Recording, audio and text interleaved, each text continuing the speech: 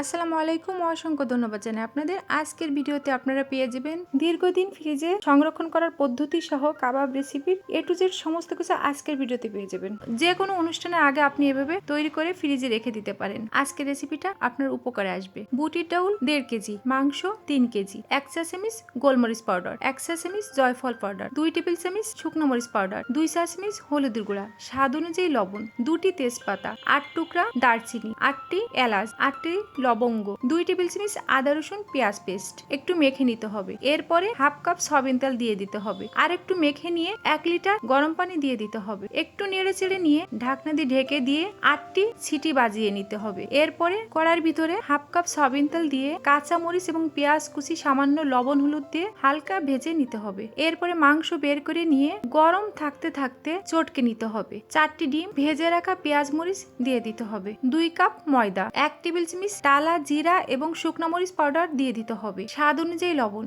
এরপরে ভালো করে মেখে নিতে হবে। কাবাব গুলো যতবার তৈরি করতে হবে ততবারই হাতে সয়াবিন তেল মেখে নিতে হবে। আলতো হাতে কাবাব গুলো তৈরি করে নিতে হবে। অনুরোধ থাকবে যারা এখন পেজটি ফলো দেননি প্লিজ পেজটি ফলো দিয়ে রাখবেন। অল্প গরম তেলের ভিতরে কাবাব গুলো ছেড়ে দিতে হবে। অল্প কিছু কাবাব আজকে ভেজে নিব, বাকি কাবাব গুলো সব ফ্রিজে রেখে দিচ্ছি। এখানে দেখতেই পাচ্ছেন কিভাবে আমি কাবাব গুলো সংরক্ষণ করছি। কিছু কাবাব প্রথমে একটা বক্সে রেখে এরপরে পলিথিন দিয়ে দিচ্ছি। এইভাবে কয়েকটা স্টেপে আমি 3টা বক্স ভরে রেখে দিয়েছি ফ্রিজে। অবশ্যই কাবাবগুলো আপনাকে রাখতে হবে নরমাল ফ্রিজের ডিপে। এভাবে রাখলে আপনি দীর্ঘদিন যাবত রেখে দিতে পারবেন ফ্রিজে এবং যখনই মন চাবে বের করে আপনি ভেজে নিতে পারবেন। ভিডিওগুলো যদি ভালো লেগে থাকে প্লিজ লাইক কমেন্ট শেয়ার করে ফলো দিয়ে পেজটা সাপোর্ট করবেন। অল্প গরম তেলের ভিতরে এপিটোপিট উল্টে দিয়ে গোল্ডেন কালার করে কাবাবগুলো ভেজে তুলে নিতে হবে। খেতে কিন্তু খুবই টেস্টি ছিল। এক্সট্রা কোনো কাবাব মশলা কিন্তু আমি আজকের কাবাব রেসিপিতে ব্যবহার করিনি। তো ভালো থাকবেন, সুস্থ থাকবেন। দেখা হবে নতুন কোনো ভিডিওতে। আজকের মতো বিদায় নিচ্ছি। আল্লাহ হাফেজ।